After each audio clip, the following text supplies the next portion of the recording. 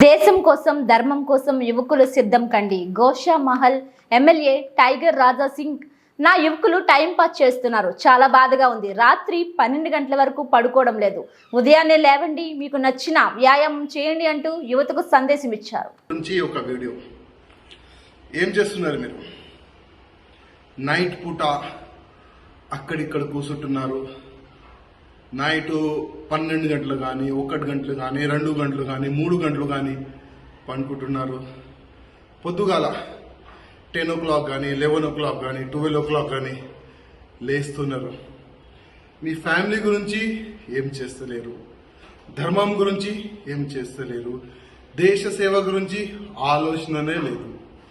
మన హిందూ యువకులు ఈ విధంగా తయారైతే మన ఫ్యూచర్ ఏంది? ఇవాళ మేము ఒక స్థాయిలో వచ్చిన తర్వాత కూడా 3 hours నేను నా శరీరానికి నేను ఇస్తా. ఎందుకంటే వచ్చే సమయంలో దేశం గురించి కానీ ధర్మం గురించి కానీ నేను ఎనీ టైం నా ధర్మం గురించి దేశం గురించి వాళ్ళకి కాపాడడానికి నేను ఎనీ టైం రెడీ ఉండడానికి నేను ఇవాళ వ్యాయామం చేస్తున్నా, జిమ్ చేస్తున్నా.